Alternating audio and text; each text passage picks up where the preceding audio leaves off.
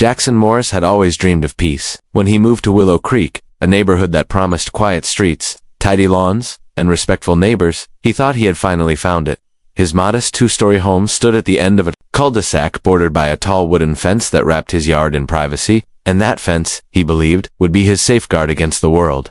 The pool wasn't extravagant, just a small oval oasis Jackson had saved for over the years. He wanted a place to cool off after long days at work, a spot where he could float under the stars. The installation went smoothly, the paperwork approved, permits signed. As far as Jackson was concerned, the pool was the perfect final touch to his personal retreat, but the pool had drawn attention, the wrong kind. Leonard Baxter, the HOA president, first appeared on the afternoon the last contractor left. Jackson, resting on a deck chair, heard the click of a gate. He looked up to see Leonard standing just beyond the fence line, arms crossed, his sharp eyes flicking between the water and the freshly laid patio. "Afternoon," Leonard said. His tone was anything but friendly. Jackson nodded politely. "Can I help you?" Leonard didn't smile. His gaze lingered on the pool's edge. "New pool, huh, interesting. Didn't see that on the agenda. I filed everything with the HOA office. The approvals came through a month ago," Jackson replied, keeping his voice steady. Leonard sniffed, unconvinced. I'll have to double-check. Sometimes things slip through." Without another word, Leonard turned and walked away, leaving the gate ajar. Jackson stood and quietly closed it, heart beating a little faster. Over the next few days, Leonard's presence became a fixture. Morning jogs that led him past Jackson's yard, a yard he never had reason to pass before. Evening strolls where he would pause, hands on hips, pretending to admire the landscaping, but his gaze always slid to the pool. Once, Jackson caught him peering over the fence, standing on the curb just high enough to see inside. At first, Jackson tried to brush it off. Maybe Leonard was just curious. Maybe he was bored. But the emails started soon after. The first was almost polite. "Dear Mr. Morris, I noticed your recent pool addition. Please provide additional documentation proving compliance with Section 7B of the Community Guidelines regarding water features. Thank you." The second was sharper. "Failure to respond regarding your pool installation may result in fines as outlined in the HOA charter." By the third, Leonard's tone had turned threatening. "We are concerned that your pool poses a safety risk to the community. I will be forced to take further action if this matter is not addressed." Jackson replied with copies of the permits, the signed approvals, the diagrams, everything in order. But Leonard seemed unsatisfied. One evening, as Jackson grilled on his patio, he spotted Leonard standing at the end of his driveway, staring through the slats of the fence. No clipboard, no phone, just watching. Jackson felt the hairs on his arms rise. Enough was enough. The next morning, Jackson installed security cameras, small, discreet, but visible enough to send a message. He adjusted the angles, making sure they covered the pool and the fence line. As he stepped back to inspect his work, a sinking feeling crept over him. The pool had become a magnet for trouble, and deep down, Jackson knew Leonard wasn't finished, not by a long shot. The first night after Jackson installed the cameras, he slept a little easier. The blinking red lights brought a sense of control, as if they might keep Leonard at bay. But peace was short-lived out at dawn. Jackson found an envelope taped to his front door, no postage, no name, just his address scrawled in tight, angry letters. Inside was a printed letter, the text formal, but the undertone unmistakable. "Mr. Morris, we have received additional complaints regarding unauthorized modifications to your property, including but not limited to potential drainage issues, improper fencing, and water safety violations that could endanger the neighborhood's children. Immediate remediation is expected. Failure to comply may result in daily fines and formal action by the board. Respectfully, Leonard Baxter, President, Willow Creek, HOA." Jackson clenched his jaw. Complaints? From whom? His nearest neighbor was a retired couple who had congratulated him on the pool. The others barely glanced at him when they drove by.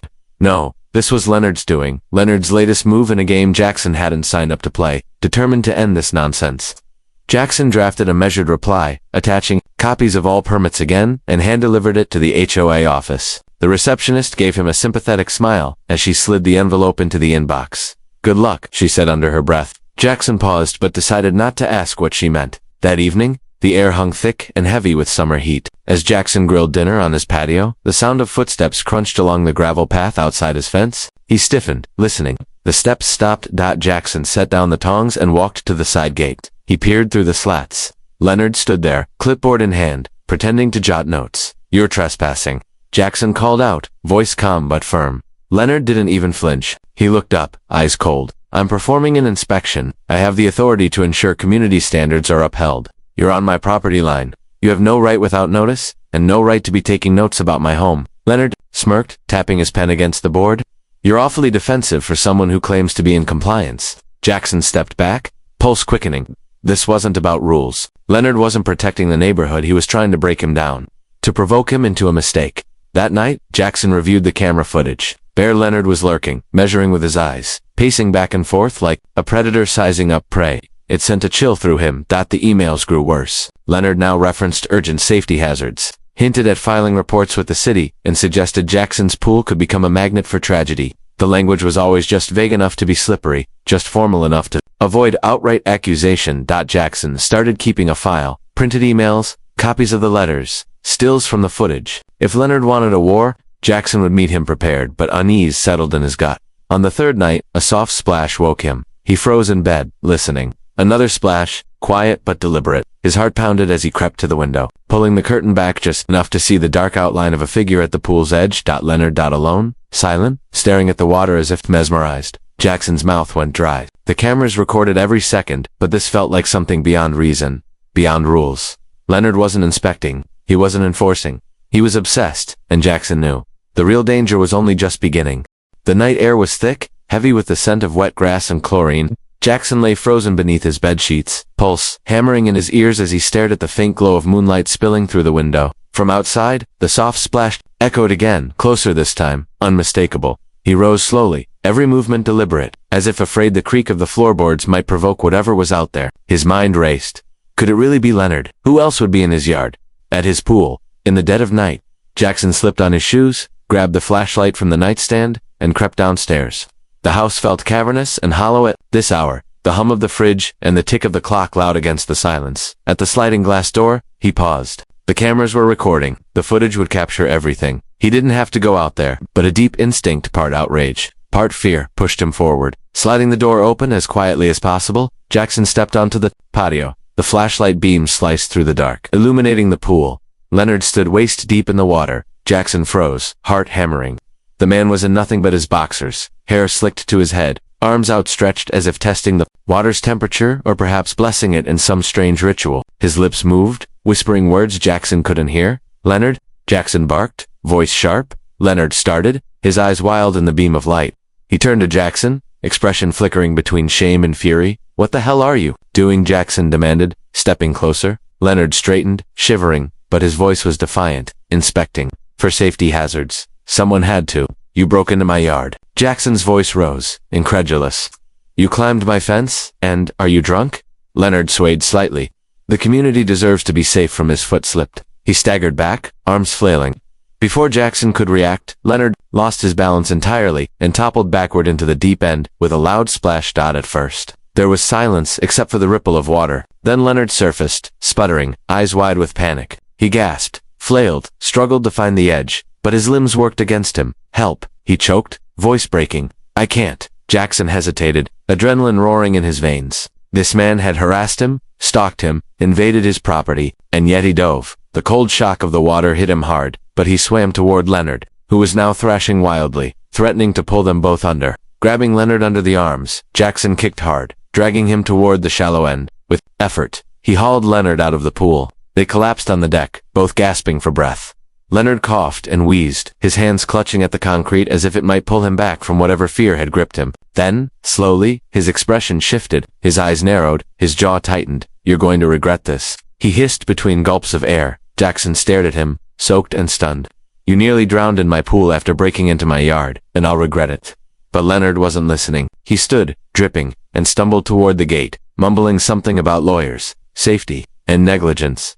Jackson watched him disappear into the night, the gate swinging shut behind him. His hands trembled, not from the cold. Whatever line Leonard had crossed tonight, there was no going back. By morning, the night's madness felt almost like a bad dream, except for the damp footprints on the patio, the scuff marks on the fence where Leonard had climbed, and the recorded footage that Jackson reviewed again and again, just to convince himself it had really happened. Leonard had broken into his yard. Leonard had nearly drowned, and Leonard had walked away vowing revenge. Jackson tried to go about his day. He cleaned the pool, checked the cameras, and drafted a report for his records, detailing the incident with times, descriptions, and screenshots. The facts were clear.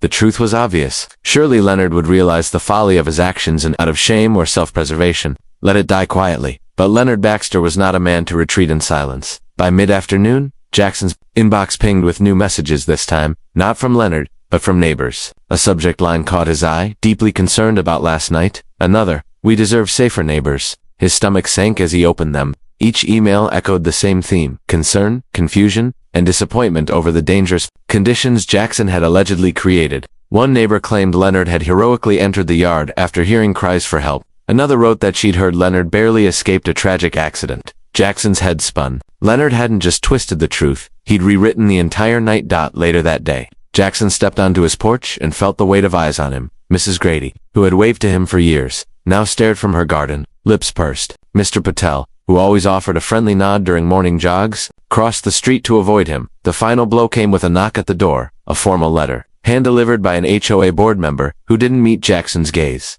Mr. Morris, the board has been informed of an incident involving your property that posed serious risk to a member of this community. We are launching an immediate investigation into potential violations of safety and maintenance codes. We urge your full cooperation. Sincerely, the Willow Creek HOA board. Jackson closed the door and leaned against it, fists clenched. He could almost hear Leonard's voice, smooth, righteous, dripping with false concern. The man was turning the neighborhood against him, and faster than Jackson could have imagined. But Jackson had one advantage. The footage that night, as the heat of the day faded and the cicadas sang, Jackson met with his lawyer, a sharp-witted woman named Eliza Greer, who wasted no time. You did the right thing, recording everything, she said, eyes scanning the footage on his laptop. Leonard's case falls apart the second this plays in court. But by then, the damage will be done, Jackson said quietly. The neighbors already see me as a threat. Then we make sure the truth comes out before Leonard can do more harm. Eliza replied, let him make the next move. We'll be ready. And as Jackson stared at the paused image on his screen, Leonard died. Stepping into the pool, he knew she was right. Leonard wasn't finished. Not yet. It arrived on a Monday morning, tucked into a thick cream-colored envelope, hand-delivered by a courier who offered no greeting, only a grim nod. Jackson tore it open at his kitchen counter, the smell of coffee mingling with the bitter taste, rising in his throat as he read the first line. Leonard Baxter versus Jackson Morris, notice of civil action. Leonard was suing him. The complaint was a masterpiece of manipulation. Leonard claimed Jackson's pool was a negligent hazard, that it had been constructed without proper safety measures, and that the conditions had nearly cost him his life during an attempt to prevent harm to community members. There were references to mental anguish, emotional trauma, and even medical bills for injuries sustained during the incident. Jackson nearly laughed. The absurdity of it all, but the weight of what this meant settled fast. A court date, legal fees, more fuel for Leonard's campaign to paint him as the villain of Willow Creek. The phone rang. Eliza, I got it too, she said without preamble. We'll file a response within the week. Don't panic. He's unbelievable, Jackson muttered, pacing the floor. He's desperate, Eliza corrected. This isn't about the pool, it's about control. People like Leonard, they can't stand being exposed. The footage you have, that terrifies him, but he's trying to get ahead of it. Don't worry, we'll counter. But outside, the storm was already brewing. That afternoon, Jackson found a flyer slipped under his door. Printed in bold block letters was the headline, Unsafe Neighbor, Protect Willow Creek. It went on to describe the near tragedy, urging residents to attend the next HOA meeting to discuss necessary action against Jackson. There was no signature, but Jackson didn't need one. He watched from his window as Leonard made his rounds, slipping papers into mailboxes, speaking quietly at doorsteps, his bandaged wrist a visible prop, his expression solemn. The same neighbors who once waved now nodded sympathetically at Leonard,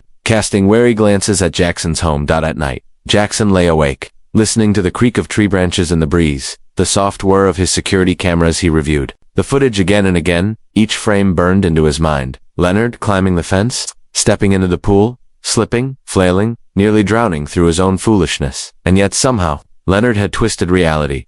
The HOA meeting loomed, just days away. Eliza urged Jackson to stay calm, to let her handle the legal side. But Jackson felt cornered. He thought of his quiet dreams when he'd first moved in. The pool that was meant to be his sanctuary. The peace he had tried so hard to build. Now, that peace was shattered. And Leonard wasn't just fighting a legal battle. He was waging a war of perception. And for the first time, Jackson wondered how far the man would go. But as he shut his laptop that night, Jackson made a decision. If Leonard wanted a fight, Jackson would give him one. And this time, Leonard wouldn't be able to hide behind lies. The night of the HOA meeting arrived, humid and tense, the air charged with anticipation. Jackson walked to the community center, every step heavy with the weight of watching eyes. Porch lights flicked on as he passed. Curtains shifted, conversations quieted.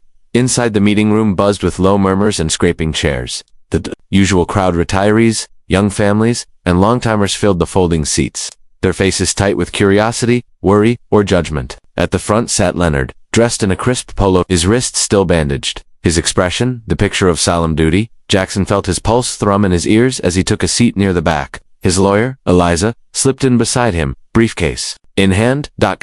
Stone. Leonard stood as the meeting came to order. His voice was soft at first, almost sorrowful, but it carried, and soon the room hung on his every word. I never wanted to bring this before the community, Leonard began, his gaze sweeping over the room.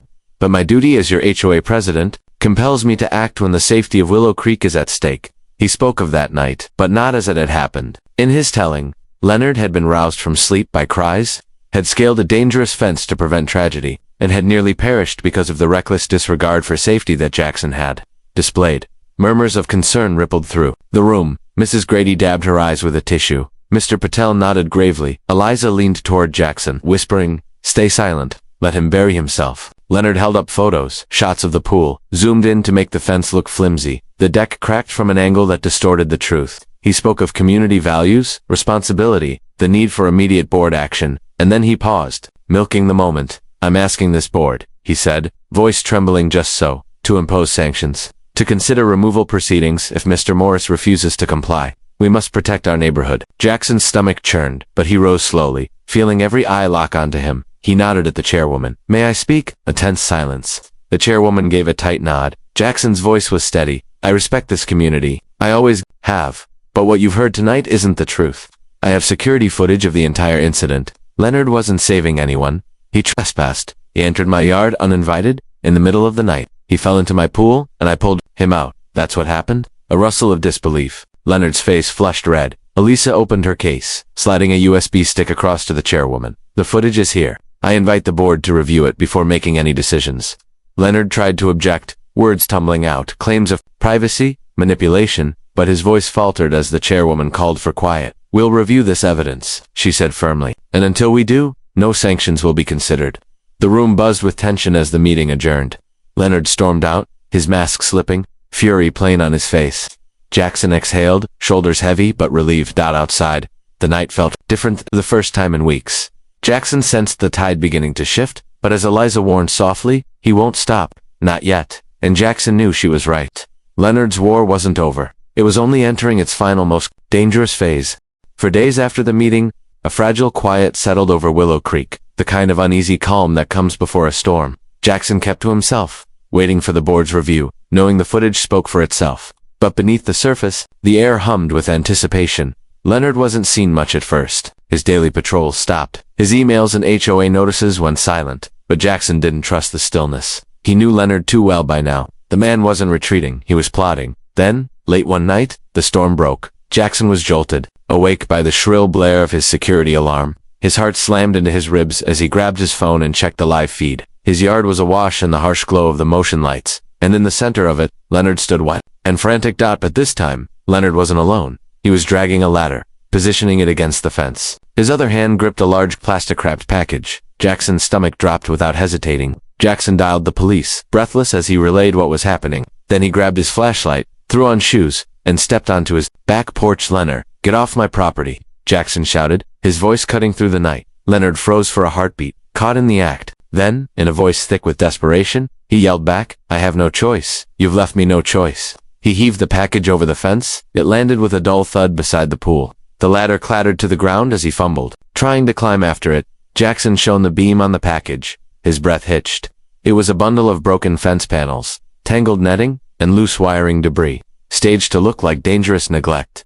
Leonard was trying to frame him. Again, the sound of sirens split the night. Red and blue lights washed over the yard as two patrol cars skidded to a stop out front. Officers poured out, shouting commands. Leonard froze halfway over the fence, hands in the air, caught between escape and capture. Jackson lowered his flashlight, pulse still racing, as the officers hauled Leonard down and cuffed him. "You don't understand?" Leonard shouted as they led him toward the street. "He's dangerous. I had to protect the community. I had to," but his words fell on deaf ears. The officers had seen enough between Jackson's footage and the evidence in the yard. Leonard's game was over. Neighbors gathered at the edges of their driveways, drawn by the noise. Whispers rose in the warm night air.